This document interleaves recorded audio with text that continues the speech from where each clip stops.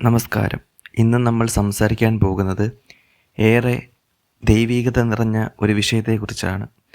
പ്രദോഷവ്രതം. ശിവൻ്റെ കൃപ നേടാനുള്ള ഏറ്റവും ശക്തമായ വ്രതങ്ങളിൽ ഒന്നായി കരുതപ്പെടുന്ന പ്രദോഷവ്രതത്തെക്കുറിച്ച് പലർക്കും അറിയാമെങ്കിലും ഇതിൻ്റെ യഥാർത്ഥ മഹത്വം എന്താണ്, ഇത് എങ്ങനെ ആചരിക്കണം, ഇതിന് പിന്നിലെ ദിവ്യമായ കഥ എന്താണ് എന്നൊക്കെ പലർക്കും വ്യക്തമല്ല. അതുകൊണ്ട് ഇന്ന് ഞാൻ നിങ്ങൾക്കായി വളരെ ലളിതമായ ഭാഷയിൽ മനസ്സിലേക്ക് അതീവ ശാന്തത കൊണ്ടുവരുന്ന രീതിയിൽ പ്രദോഷവ്രതത്തിൻ്റെ പൂർണ്ണമായ രൂപം പറയാം. പ്രദോഷം എന്നത് ഓരോ മാസത്തിലും 2 തവണ വരുന്ന സന്ധ്യാകാലത്തെ ഒരു പ്രത്യേക ദിവസ സമയമാണ്. ത്രയോദശി തീയതി വരുന്ന ആ സന്ധ്യയിലാണിത്. ആ സമയത്ത് ശിവൻ ഏറ്റവും പ്രസന്നനാകുന്നുണ്ടെന്ന് പുരാണങ്ങൾ പറയുന്നു. അസ്തമയ സമയത്തിനടുത്താണ് ആ ദിവ്യകാലം. അന്ന് ശിവനെ സ്മരിച്ചാൽ അദ്ദേഹത്തിൻ്റെ കൃപ വളരെ വേഗത്തിൽ ലഭിക്കുമെന്നാണ് വിശ്വാസം. ഇതിൻ്റെ പിന്നിൽ ഒരു മനോഹരമായ കഥയുണ്ട്.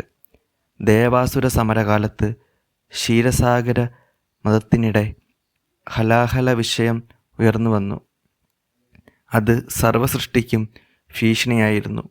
ദേവതകളും അന്നത്തെ മഹർഷികളും എല്ലാവരും ഭീതിയിലാകുമ്പോൾ ലോകത്തെ രക്ഷിക്കാനായി ശിവൻ മുന്നോട്ട് വന്നു. വിശ്വത്തെ സംരക്ഷിക്കാൻ അദ്ദേഹം ആ വിഷം കുടിച്ചു. വിഷത്തിൻ്റെ ചൂട് ശിവൻ്റെ ശരീരത്തിലൂടെ ഒന്ന് പടർന്നപ്പോൾ ദേവതകളും പാർവതി ദേവിയും ചേർന്ന് അദ്ദേഹത്തെ സ്തുതിച്ചും പ്രാർത്ഥിച്ചും ശാന്തമാക്കി. ശിവൻ്റെ ആ ദയയുടെയും കരുണയുടെയും നിമിഷമാണ് പ്രദോഷ സമയം, ശിവൻ ഏറ്റവും പ്രസന്നനാകുന്ന സമയമെന്ന് പറയുന്നത്. ഈ സമയത്ത് ചെയ്യുന്ന ആരാധന, ജപം, സങ്കീർത്തനം എല്ലാം വളരെ ശക്തിയുള്ളതായാണ് വിശ്വാസം. പ്രദോഷവ്രതം ആചരിക്കുന്നത് വളരെ ലളിതമാണ്. പ്രദോഷ ദിനം രാവിലെ തന്നെ ശുദ്ധിയായി കുളിച്ച് ആത്മശുദ്ധി നിലനിർത്തുക. ശിവനെ മനസ്സിൽ ധ്യാനിച്ച് കുറച്ചു സമയം ഓം നമഃശിവായ എന്ന പഞ്ചാക്ഷര മന്ത്രം ജപിച്ചാൽ മനസ്സിൽ ഒരുതരം ശാന്തത വരും. ഉച്ചവരെ സാധാരണയായി പലരും ഉപവാസമോ ഫലഹാരമോ പാലിക്കും. പക്ഷേ അത് നിർബന്ധമൊന്നുമല്ല. ആരോഗ്യ പ്രശ്നമുള്ളവർക്ക് അവരുടെ സൗകര്യമനുസരിച്ച് പാലിക്കാം. വ്രതത്തിലെ ഏറ്റവും പ്രധാന ഘട്ടം സന്ധ്യാകാലത്തിലാണ്.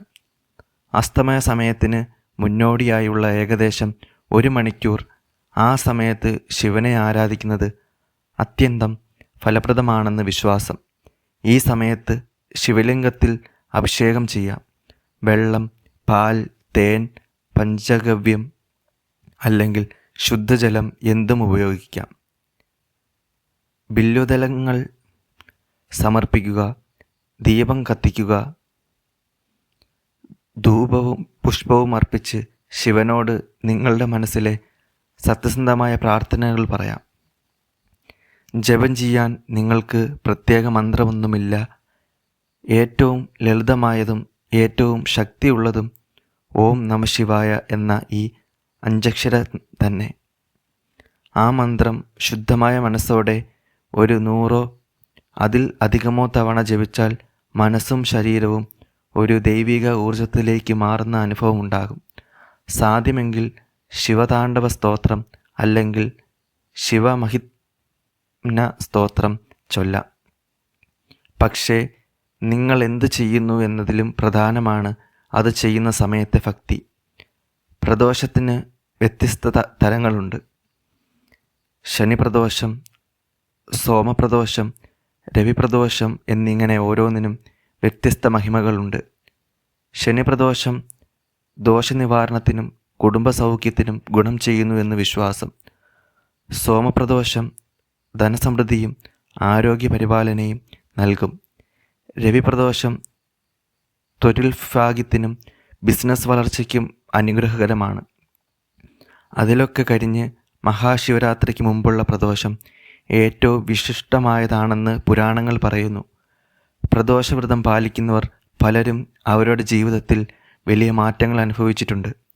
മാനസിക ശാന്തി, കുടുംബത്തിലെ ഐക്യം, ജോലി വ്യാപാര പുരോഗതി, ദോഷങ്ങൾ കുറയുക, ജീവിതത്തിൽ ഒരുതരം ദൈവിക സംരക്ഷണം ലഭിക്കുക എന്നിങ്ങനെ നിരവധി അനുഭവങ്ങൾ ആയിരക്കണക്കിന് ഭക്തർ പങ്കുവയ്ക്കുന്നുണ്ട്.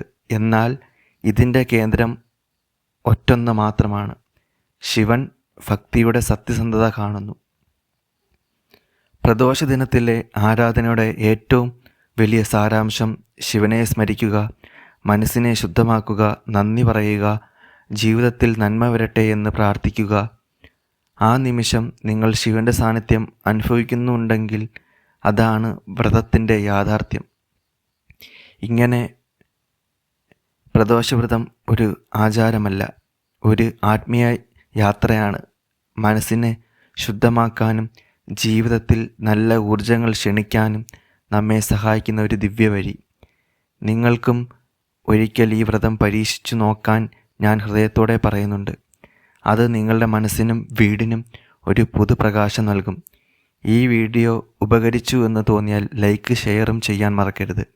ചാനൽ സബ്സ്ക്രൈബ് ചെയ്യുകയും പുതിയ ഭക്തി ആത്മീയ വീഡിയോകൾക്കായി ബെല്ലൈക്കൺ അമർത്തുകയും ചെയ്യുക.